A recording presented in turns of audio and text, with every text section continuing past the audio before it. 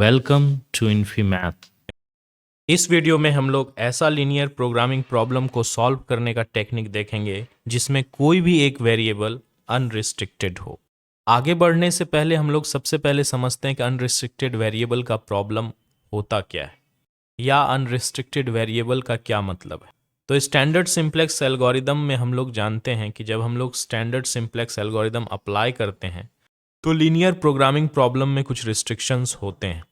पहला रिस्ट्रिक्शन जो कि सबसे आसानी से रिमूव हो जाता है वो है मैक्सिमाइजेशन प्रॉब्लम का। बाकी ये दोनों रिस्ट्रिक्शंस टू फेज मेथड से रिमूव हो जाते हैं। लास्ट में एक इम्पॉर्टेंट रिस्ट्रिक्शन होता है नॉन नेगेटिव वेरिएबल्स का।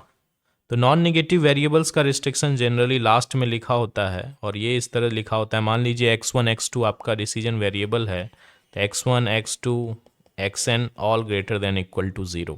और ये रिस्ट्रिक्शन काफ़ी इम्पॉर्टेंट है क्योंकि ये डिसाइड करता है कोई भी सॉल्यूशन फिजिबल है या नहीं।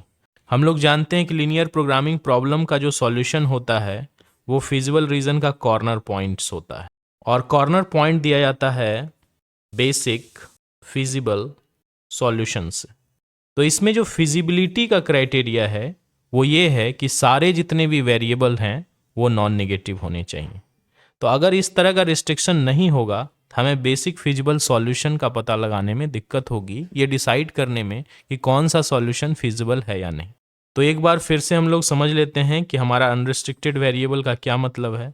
तो अनरिस्ट्रिक्टेड वेरिएबल का मतलब है ऐसा डिसीजन वेरिएबल जो कि अनरिस्ट्रिक्टेड हो, यानी कि उसकी वैल्यू कोई भी रियल नंबर हो सकती है, पॉजिटिव भी हो सकती है, निगेटिव भी हो सकती है, जीरो भी हो सकती है, उस पर कोई भी बाउंड एक्सप्लिसिटली मेंशन्ड नहीं हो, तब हम उसे कहेंगे कि वो अनरिस्ट्रिक्टेड है।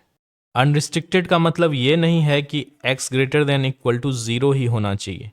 किसी भी तरह का बाउंड जो x पर अप्लाई होता है वो उसे इस तरह के कंडीशन में चेंज कर देगा। फॉर एग्जाम्पल मान लीजिए आपका कंडीशन दिया हुआ है x less than equal to -5। तो जब हम इसमें चेंज ऑफ वेरिएबल करेंगे यानी -x + 5, इसे जब हम लोग y मान लेंगे तो y इक्वल टू -x + 5, तो y वेरिएबल में जो प्रॉब्लम होगा वो हो जाएगा y greater than equal to 0। Even इस तरह का रिस्ट्रिक्शन भी हमें अनरिस्ट्रिक्टेड वेरिएबल नहीं बनने देता है। तो अनरिस्ट्रिक्टेड वेरिएबल ऐसा प्रॉब्लम हो जिसमें जो वेरिएबल हो उसमें किसी भी तरह का बाउंड नहीं हो। बाकी अगर इसमें किसी भी तरह का बाउंड है तो हम उसे एक चेंज ऑफ वेरिएबल से जो हमारा नॉन निगेटिविटी कंडीशन है उसे अचीव कर सकते हैं। तो कंस्ट्रेन में अगर किसी भी तरह का इस तरह का बाउंड है x less than equal to a, x greater than equal to a और x between a and b, तो ये जो प्रॉब्लम होगा वो अनरिस्ट्रिक्टेड वेरिएबल का नहीं होगा। तो x वेरिएबल इस केस में रिस्ट्रिक्टेड है। इसके अलावा अगर किसी तरह का कंस्ट्रेन है, अगर इन तीन में से किसी भी टाइप का कंस्ट्रेन मेंशन नहीं है लीनियर प्रोग्रामिंग प्रॉब्लम में, इसका मतलब वो वेरिएबल अनरिस्ट्रिक्टेड है। अब हम लोग समझते हैं कि अनरिस्ट्रिक्टेड वेरिएबल का अगर प्रॉब्लम है यानी कोई वेरिएबल अगर अनरिस्ट्रिक्टेड है तो उसे हम सॉल्व कैसे करेंगे। तो अनरिस्ट्रिक्टेड वेरिएबल के प्रॉब्लम को सॉल्व करने का टेक्निक काफ़ी सिंपल है कि अगर मान लीजिए आपके पास x वेरिएबल अनरिस्ट्रिक्टेड है तो x को हम लिख सकते हैं दो नॉन निगेटिव वेरिएबल के डिफरेंस से, यानी x plus minus x minus, जहाँ की ये दोनों ही वेरिएबल नॉन निगेटिव हैं यानी ग्रेटर देन इक्वल टू 0 है। और इस तरह हम किसी भी वेरिएबल के करिस्पॉन्डिंग दो वेरिएबल प्राप्त करेंगे जो कि नॉन निगेटिव है।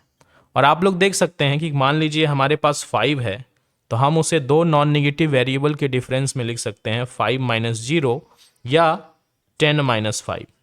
ये सारे क्या हैं, ग्रेटर देन इक्वल टू 0 हैं।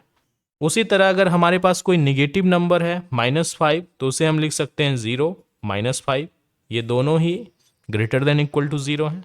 या हम इसे लिख सकते हैं 10 - 15। तो नंबर कैसा भी हो, निगेटिव हो, पॉजिटिव हो या 0 हो, हम उसे दो नॉन निगेटिव वेरिएबल के डिफरेंस में लिख सकते हैं। तो हम लोग अनरिस्ट्रिक्टेड वेरिएबल के प्रॉब्लम में क्या करते हैं कि हम लोग इस तरह के वेरिएबल को दो वेरिएबल से रिप्लेस कर देते हैं और हमारा जो लीनियर प्रोग्रामिंग प्रॉब्लम है वो फिर प्रीवियस किसी भी टेक्निक से बन जाता है। अब हम लोग एक एग्जाम्पल्स की मदद से समझेंगे अनरिस्ट्रिक्टेड प्रॉब्लम को कैसे सॉल्व करते हैं। यहाँ पर मैंने एक बहुत छोटा सा एग्जाम्पल लिया है।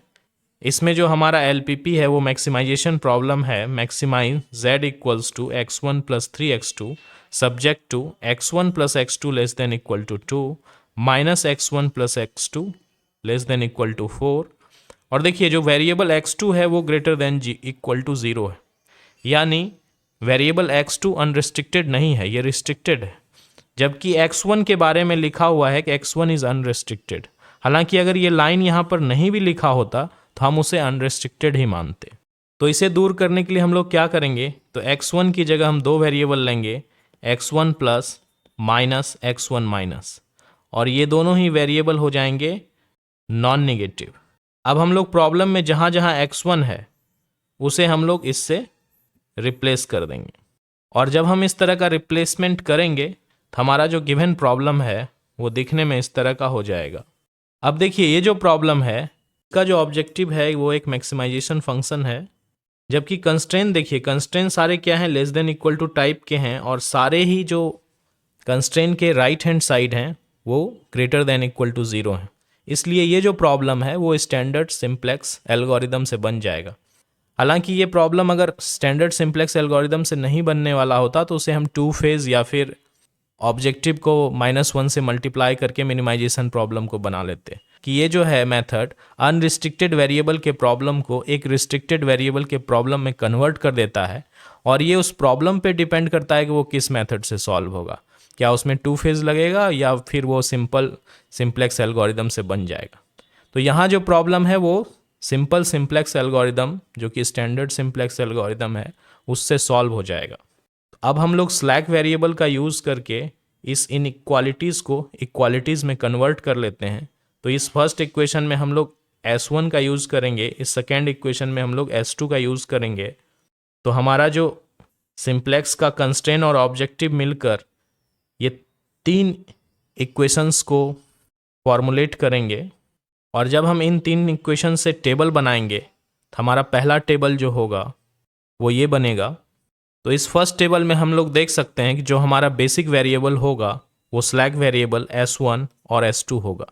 अब हम लोग ऑब्जेक्टिव का रो देखते हैं। तो ऑब्जेक्टिव के रो में हमें जो निगेटिव एंट्री दिख रही है वो x1 प्लस पर है और x2 पर है। चूँकि x2 हमारा ज़्यादा निगेटिव है -3, तो लार्जेस्ट कॉफिशिएंट रूल से x2 हमारा जो है एंट्रिंग वेरिएबल होगा। और x2 जब हमारा एंट्रिंग वेरिएबल होगा तब जब हम रेशियो एनालिसिस करेंगे इस दोनों कॉलम की मदद से, तो 2 डिवाइडेड बाय 1 हो जाएगा 2, 4 डिवाइडेड बाय 1 हो जाएगा 4, और चूंकि 2 स्मॉलेस्ट है तो ये हमारा लिविंग वेरिएबल हो जाएगा। और इस केस में हमारा पाइवट हो जाएगा ये 1, यानी intersection of entering and leaving variable.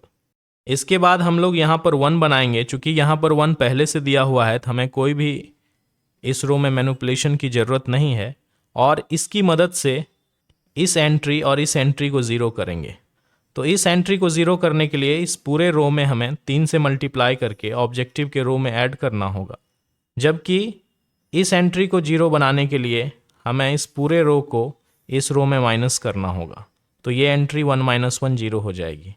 और जब हम पहला पाइवोटिंग स्टेप करेंगे कंप्लीट तो हमें नेक्स्ट टेबल मिलेगा।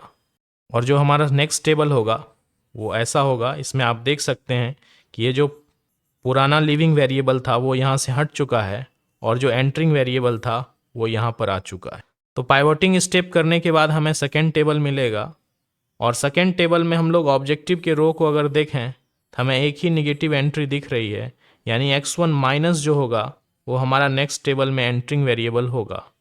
अब हम लोग रेशियो एनालिसिस करेंगे तो यहाँ पर चूंकि निगेटिव एंट्री है तो इस रेशियो को कैलकुलेट करने की आवश्यकता नहीं है। तो 2/2 हो जाएगा 1, और ये हमारा लिविंग वेरिएबल हो जाएगा। अब हम लोग इस 2 को 1 बनाएंगे और इसकी मदद से इन दोनों को 0 करेंगे। और जब हम इस स्टेप को करेंगे सेकेंड पाइवोटिंग स्टेप तो हमें थर्ड टेबल मिलेगा। और हमारा तीसरा टेबल होगा ये। इसमें हम लोग देख सकते हैं कि x1 माइनस अब एक बेसिक वेरिएबल बन चुका है। तो इस थर्ड टेबल में हम लोग ऑब्जर्व करें ऑब्जेक्टिव के रो को सबसे पहले, तो हम लोग देखते हैं कि इसमें कोई भी निगेटिव एंट्री नहीं है। और जब सिंप्लेक्स एल्गोरिदम में, स्टैंडर्ड सिंप्लेक्स एल्गोरिदम में कोई निगेटिव एंट्री नहीं होती है, तो इसका मतलब होता है कि हमारा सिंप्लेक्स एल्गोरिदम टर्मिनेट हो चुका है। और जब हम इससे सॉल्यूशन लिखेंगे तो हम z इक्वल टू, यानी ऑब्जेक्टिव जो होगा हमारा वो हो गया 8, और सॉल्यूशन का पॉइंट अगर लिखें तो हमें x2 मिलता है 3 पर, x1 माइनस होगा हमारा 1, और बाकी सारे वेरिएबल नॉन बेसिक होने के कारण 0 हो जाएंगे, यानी x1 plus equals to 0, s1 equals to s2 equals to 0। और हम लोग जानते हैं कि x1 माइनस और x1 प्लस से मिलकर बना हुआ था हमारा x1, तो x1 बराबर हो जाएगा x1 plus minus x1 minus, और जब हम इसमें वैल्यू पुट करेंगे तो हमें मिलेगा 0 माइनस 1 इक्वल्स टू माइनस 1। तो हमारा जो सॉल्यूशन हो जाएगा वो हो जाएगा z equal to 8 on point, x1 equals to minus 1, x2 equals to 3। तो ये हमारा कंप्लीट सॉल्यूशन होगा।